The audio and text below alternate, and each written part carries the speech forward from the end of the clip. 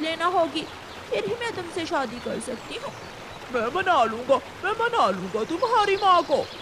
फिर कालू कौवा वहाँ से चला जाता है। थोड़ी देर बाद उस कौवे की माँ वहाँ आ जाती है। बेटी, अब घर चलो, क्यों यहाँ बैठी हुई हो? माँ, मैं कुछ देख नहीं सकती, लेकिन महसूस तो कर सकती हूँ। मुझे यहाँ बैठना बहुत अच्छा लगता है। फिर बूढ़ी कौवी अपनी अंधी बेटी को लेकर घर चली जाती है। माँ, मैं शादी करना चाहती हूँ। बेटी, कौन करेगा तुम अंधी से शादी? तुम देख नहीं सकती हो, अपने काम नहीं कर सकती हो। माँ, एक आवाज मुझे मिला था, उसने मुझे पसंद कर लिया है, वो मुझसे शादी करना चाहता है। क्या तुमने उसे बताया कि तुम देख नहीं सकती हो? नहीं माँ, इस बार मैं पहले नहीं बताऊंगी, शादी के बाद खुद ही पता चल जाएगा। दूसरे दिन कौवा सुबह सवेरे उठता है और सर पर टोपी, गले में मफलर और खुशबू लगाकर घर से निकलता है। वो सीधा गोरी कौवी के घर जाता है।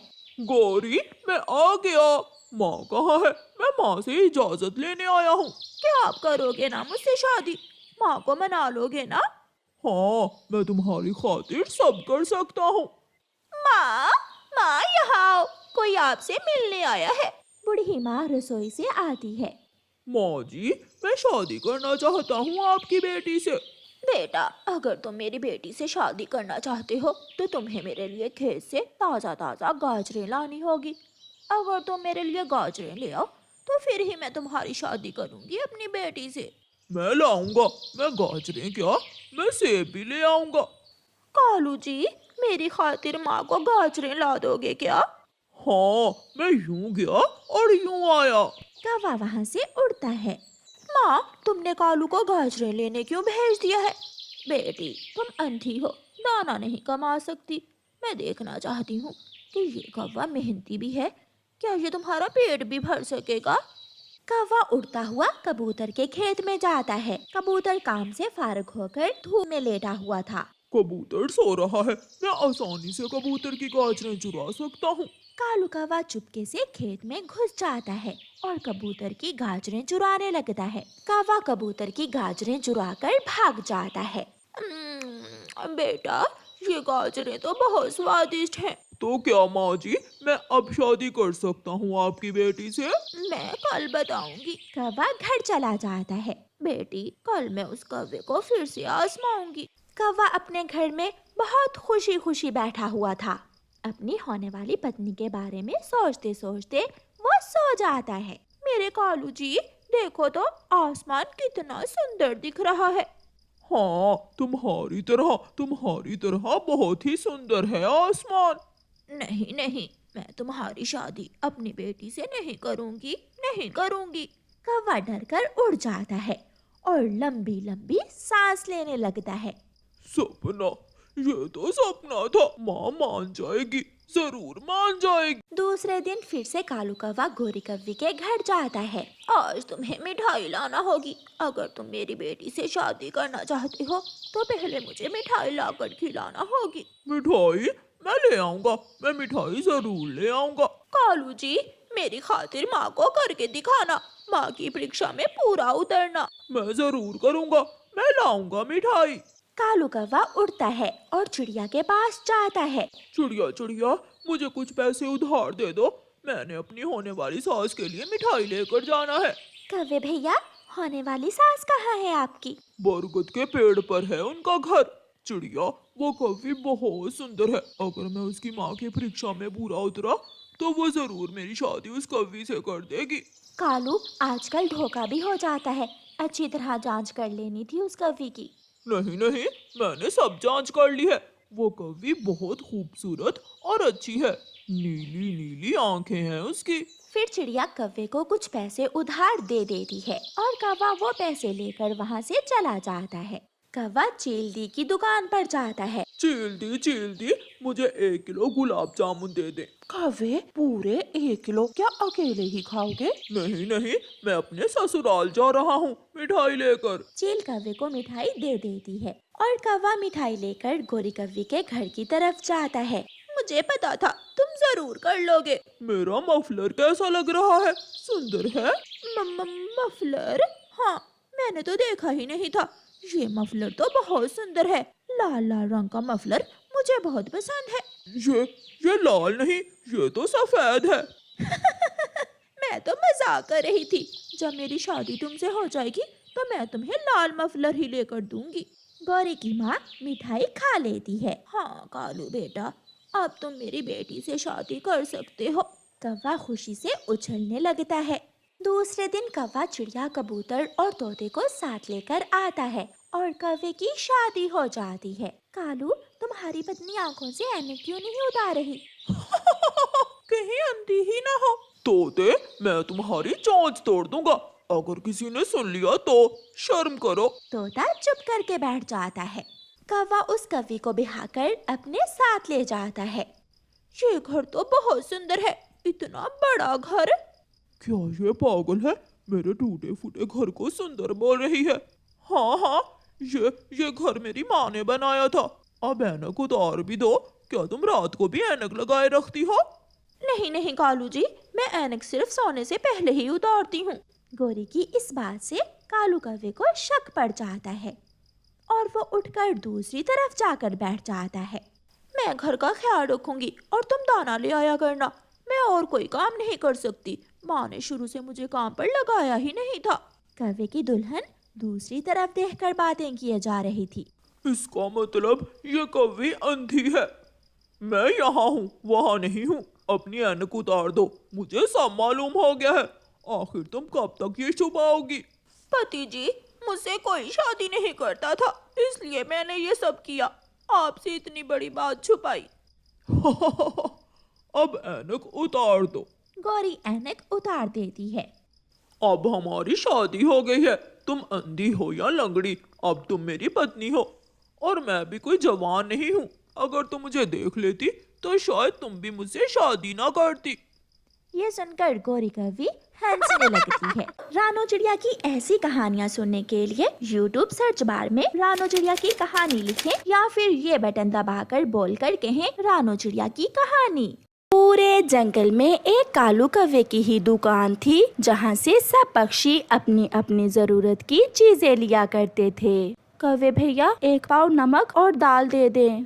खालिस समंदर से नमक लाता हूँ। एक चुटकी डालने से दाल नमकीन हो जाएगी आपकी। वो सामने कौन आ रहा है? बुलबुल पीछे मुड़कर देखती है और कालू कौवा अपने तराजू के नीचे चुंबक चिपका देता है। ले बहन जी, आपकी दाल और नमक थोड़ा ज्यादा ही डाल दिया है मैंने नमक। बुलबुल अपना सामान लेकर वहाँ से चली जाती है। अगर ऐसे ही धंधा चलता रहा तो मैं बहुत जल्द सबसे अमीर पक्षी बन जाऊंगा। नदी पर चिड़िया और हरियाली तोती बैठी हुई थीं। जब कालू कौवे की पत्नी गौरी कौवी वहाँ आ जाती है। ने झुमके लाया है मेरा पति आज मेरे लिए, दिखाने आई हूँ मैं आपको। क्या सुंदर है ना?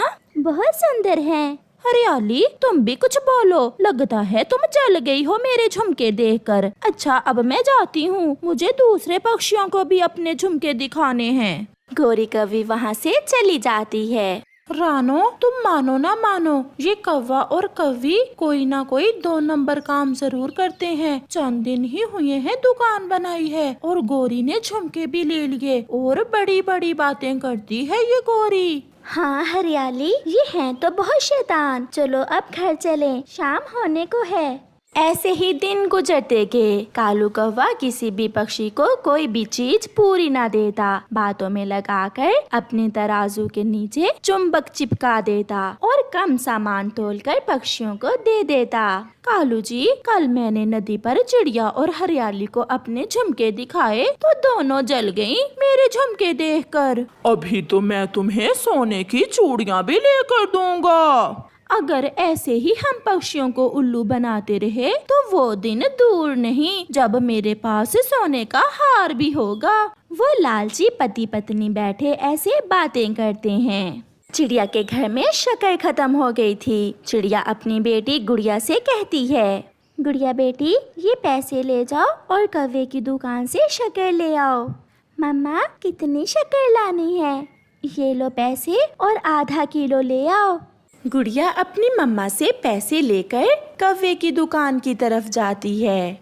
अंकल अंकल कौवे, ये लें पैसे और मुझे आधा किलो शक्कर दे दें। आधा किलो? जी अंकल, आधा किलो। वो सामने जो पेड़ है वो बहुत पुराना पेड़ है। वो सामने वाला अंकल? गुड़िया जब अपना मुंह दूसरी तरफ करती है तो कौवा अपना काम दिखा देता है और अपने तराजू के नीचे चुंबक चिपका देता है। गुड़िया शक्कर लेकर वहाँ से चली जाती है।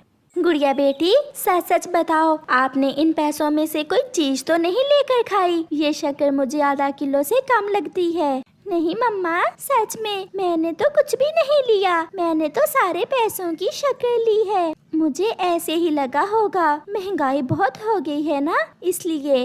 कौवे बेटा, ये चावल मैं कल ले गई थी तुम्हारी दुकान से। इसमें कंकरियां हैं, रखो अपने चावल। मैं नहीं लूंगी ऐसे चावल। बूढ़ी माँ जी, चलती बनो यहाँ से। क्या सबूत है कि तुम ये चावल मेरी दुकान से ही लेकर गई थी? इस उम्र में झूठ ना बोलो। बेटा, मुझे क्या जरूरत है झूठ बोलने की? आप खुद देख लो, इसमें चावल कम और कंकरियां ज्यादा हैं। जाओ जाओ माँ जी, मुझे तंग न करो। ये चावल मेरी दुकान के नहीं हैं। बूढ़ी फाख्ता रोती हुई वहाँ से चली जाती है। बेड़ा गर्क हो इस कौवे का, जो माल में मिलावट करता है। इसे जरूर सजा मिलेगी। चाचा कबूतर कौवे के पास आता है। कालू जी, बड़े खुश नजर आ रहे हो। लगता है धंधा ठीक चल रहा है। हाँ चाचा कबूतर, बहुत मेहनत करता हूँ मैं। मुझे 1 किलो घी दे दो। और सुनाओ चाचा कबूतर, तुम्हारी पत्नी कैसी है? सब ठीक है, तुम मुझे जल्दी से घी दो, मुझे देर हो रही है। वो तुम्हारे पीछे जो बेरी का पेड़ है, वो तुम्हारी माँ के हाथों का लगाया हुआ है। अच्छा, मुझे तो नहीं पता था। वो सामने वाला? कबूतर जब अपना मुंह पीछे करता है तो कौवा अपना काम दिखा देता है और कम घी तोलकर कबूतर को दे देता है। कबूतर भी घी लेकर वहाँ से चला जाता है। रास्ते में जाते हुए कबूतर को शक पड़ता है, जैसे उसका घी पूरा 1 किलो नहीं है। लगता है कौवे ने मुझे चूना लगा दिया है। मैं अभी जाकर लूमड़ की दुकान से जाकर घी का वजन करता हूँ।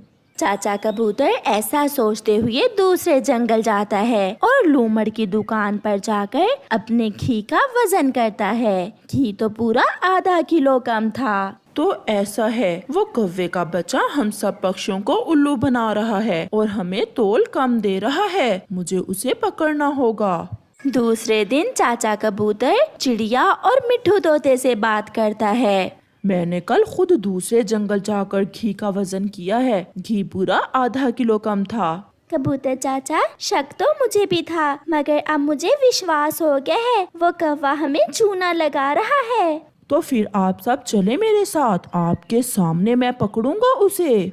वो सब वहाँ से उड़ते हैं और कालू कौवे की दुकान की तरफ जाते हैं। कालू जी, सब पक्षी इकट्ठे आ रहे हैं आज। बिक्री ज्यादा होने वाली है हमारी। तुम देखना मैं कैसे कम तोल कर देता हूँ इन सब को। कौवे कौवे, जल्दी से हमें 1 किलो चावल दे दें। इतनी भी क्या जल्दी है आप सबको? वो देखो, पीछे मोर है, मोर। कौवा ऐसे पक्षियों का ध्यान दूसरी तरफ करता है और जैसे ही चुंबक तराजू के नीचे चिपकाने लगता है, कबूतर कौवे को पकड़ लेता है। बहुत मोर देख लिए हमने, अब तुम्हारी बारी है।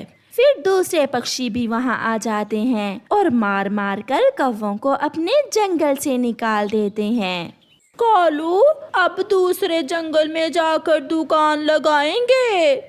नहीं गौरी, मुझसे अब और नहीं पिटा जाता। मैं जंगल से दाना ढूंढ कर ही खा लूंगा। ऐसे कौवों को उनके किए की अच्छी सजा मिलती है।